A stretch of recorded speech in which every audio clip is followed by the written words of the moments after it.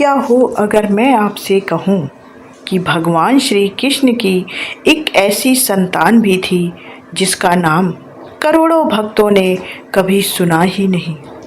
एक ऐसी राजकुमारी जो द्वारका के सबसे शक्तिशाली राजवंश में जन्मी, जिसके पिता स्वयं योगेश्वर श्री कृष्ण थे, जिसकी माता विदर्भ की राजकुमारी रुक्मणी थी।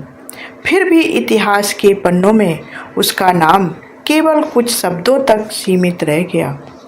आखिर ऐसा क्यों हुआ?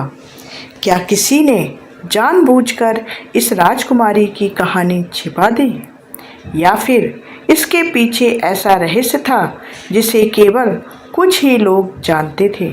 और सबसे बड़ा प्रश्न, क्या सचमुच भगवान श्री कृष्ण की उस पुत्री का विवाह ऐसे परिवार में हुआ था जो कभी महाभारत के युद्ध में उनके विरोधी पक्ष के साथ खड़ा था?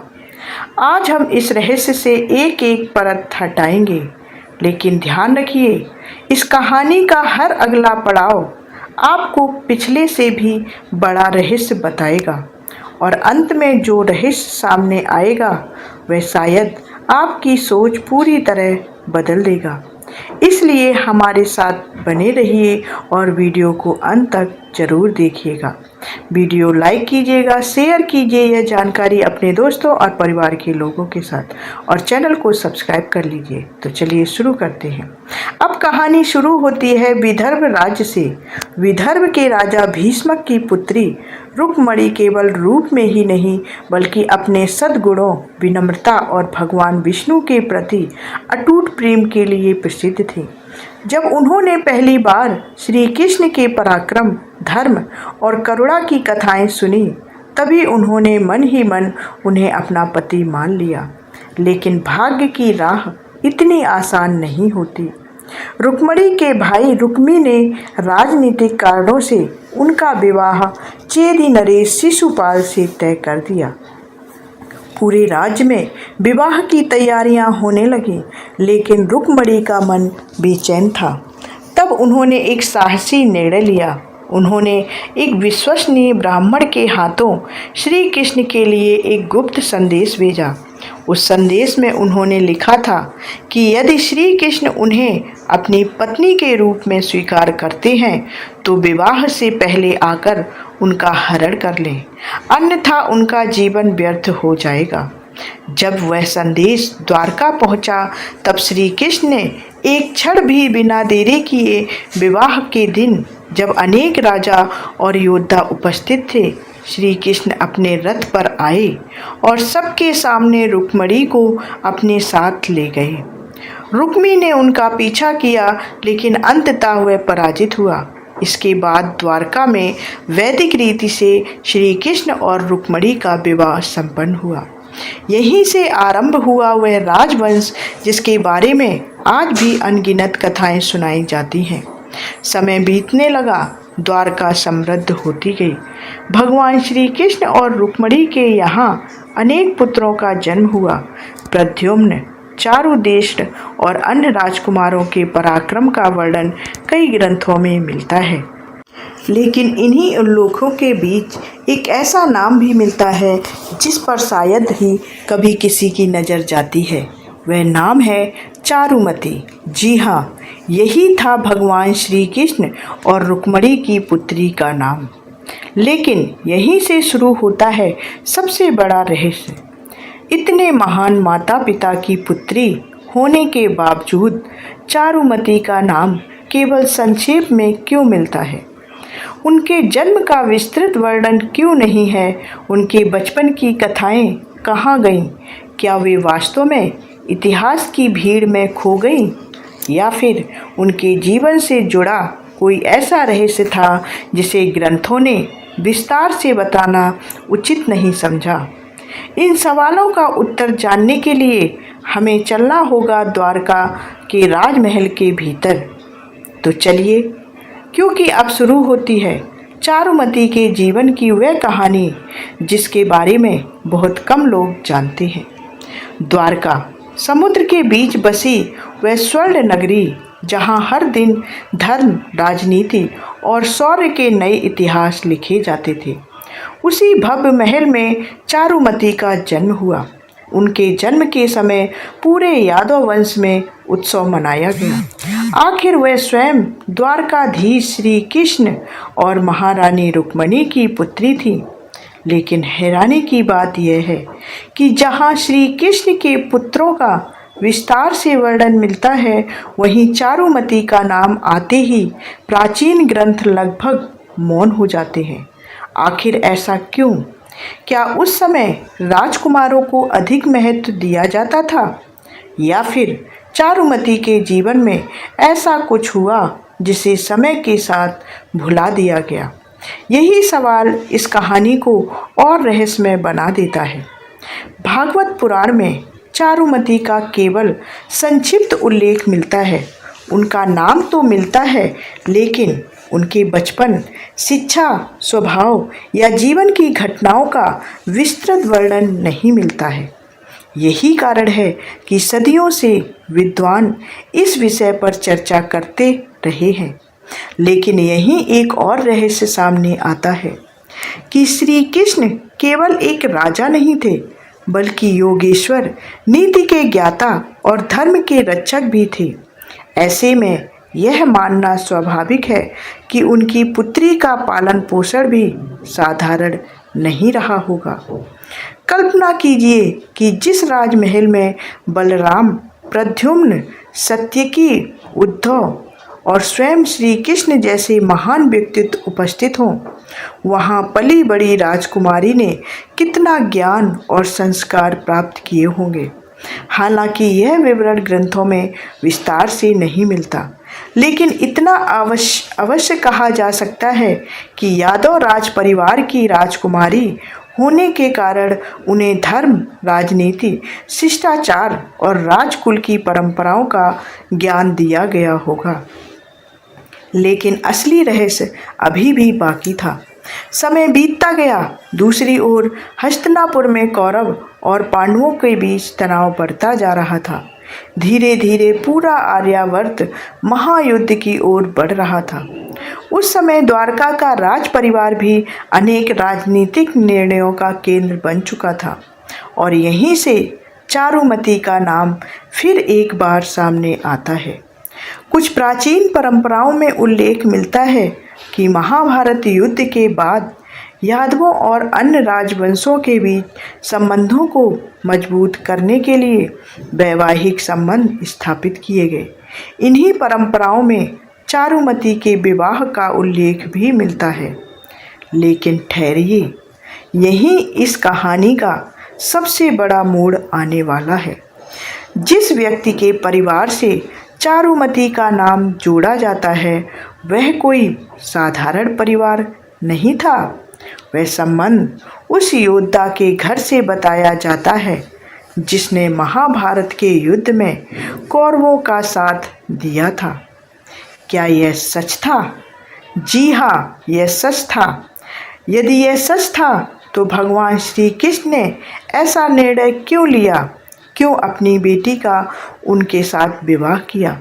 क्या इसके पीछे राजनीति थी? क्या यह युद्ध के बाद शांति स्थापित करने का कोई प्रयास था, या फिर इस कहानी में कोई और गहरा रहस्य छिपा हुआ है?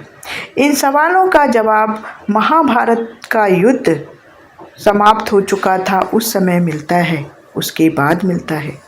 कुरुक्षेत्र की धरती पर लाखों योद्धाओं का रक्त बह चुका था।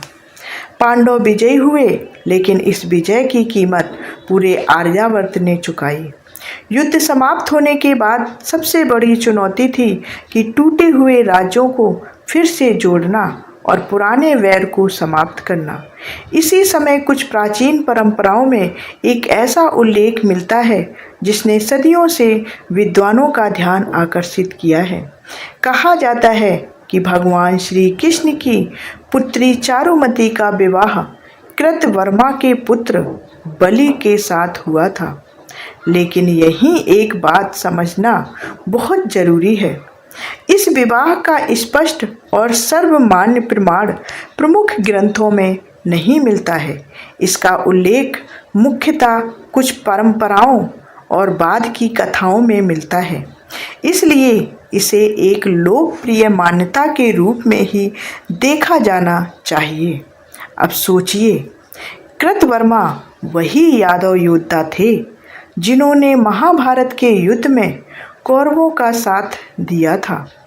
दूसरी ओर भगवान श्री कृष्ण पांडवों के मार्गदर्शक और सारथी थे। तो फिर यदि यह परंपरा सही मानी जाए तो ऐसा विवाह क्यों हुआ होगा? क्या श्री कृष्ण अपने विरोधियों को भी अपना मानते थे? क्या यह युद्ध के बाद शांति स्थापित करने का प्रयास था, या फिर यह उस युग की राजनीति का एक महत्वपूर्ण निर्णय था? इन प्रश्नों का निश्चित उत्तर किसी ग्रंथ में नहीं मिलता, लेकिन इतना अवश्य समझ आता है कि उस समय वैवाहिक संबंध केवल परिवारों को ही नहीं बल्कि राज्यों और वंशों को भी जोड़ने का माध्यम थे। लेकिन कहानी यहीं समाप्त नहीं होती।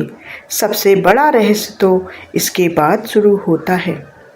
विवाह का उल्लेख मिलने के बाद चारुमती का नाम फिर लगभग गायब हो जाता है।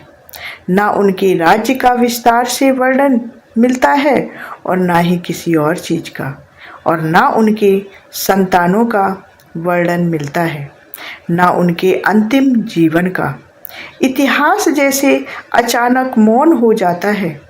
यही कारण है कि आज भी चारुमती को भगवान श्री कृष्ण के परिवार का सबसे रहस्यमय पात्र माना जाता है। कुछ लोग दावा करते हैं कि उनके बारे में बहुत सी गुप्त कथाएं थीं जो समय के साथ लुप्त हो गईं, लेकिन इन दावों का कोई प्रमाणित आधार उपलब्ध नहीं है। यही वजह है कि इतिहास और लोक कथाओं के बीच अंतर करना आवश्यक है। लेकिन ठहरिए, अब भी एक ऐसा प्रश्न बाकी है जिसका उत्तर शायद आपने कभी नहीं सोचा होगा कि अगर चारुमती वास्तव में भगवान श्री कृष्ण की पुत्री थी तो उनके नाम का उल्लेख भागवत पुराण में केवल संक्षेप में ही क्यों किया गया है? सही बात है कि भगवान श्री कृष्ण की पुत्री थी चारुमती, तो भागवत पुराण में जब बताया गया है तो छोटा सा क्यों बताया गया?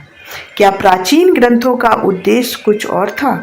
लेकिन अब वह अंतिम प्रश्न, आखिर इतिहास ने चारुमती को लगभग भुला क्यों दिया? क्या सचमुच उनके जीवन में कोई ऐसा रहस्य था जिसे छिपा दिया गया, या इसका कारण कुछ और था? जब हम महाभारत, भागवत पुराण, हरिवंश और अन्य प्रमुख ग्रंथों का अध्ययन करते हैं तो एक बात स्पष्ट दिखाई देती है कि इन ग्रंथों का मुख्य उद्देश्य भगवान श्री कृष्ण के संपूर्ण परिवार का विस्तृत इतिहास लिखना नहीं था। उनका केंद्र धर्म अधर्म, भगवान श्री कृष्ण की लीलाएं, महाभारत का युद्ध और उससे मिलने वाली शिक्षाएं थीं। इसी कारण श्री कृष्ण के परिवार के अनेक सदस्यों का केवल नाम भर मिलता है। केवल चारुमती ही नहीं बल्कि उनके कई पुत्रों का भी विस्तृत जीवन वृत्त उपलब्ध नहीं है। लेकिन चारुमती का नाम आते ही लोगों की जिज्ञासा इसलिए बढ़ जाती है क्योंकि वह स्वयं भगवान श्री कृष्ण और महारानी रुक्मिणी की पुत्री थी। यही कारण है कि सदियों से लोग उनके बारे में और जानना चाहते हैं। समय के साथ अनेक लोक कथाएं और परंपराएं प्रचलित हुईं। किसी ने उनके विवाह की कथा सुनाई, किसी ने उनके आगे के जीवन की कथा बताई। लेकिन जब इन कथाओं की तुलना प्राचीन ग्रंथों से की जाती है तो पता चलता है कि उनमें से अधिकांश का स्पष्ट प्रमाण उपलब्ध नहीं है। यही वह स्थान है जहां इतिहास और लोक विश्वास अलग अलग रास्तों पर दिखाई देते हैं।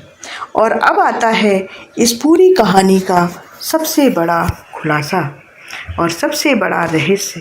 इस कहानी का सबसे बड़ा रहस्य यह नहीं है कि चारुमती कौन थी। सबसे बड़ा रहस्य यह है कि उनके बारे में जानकारी इतनी कम क्यों बची।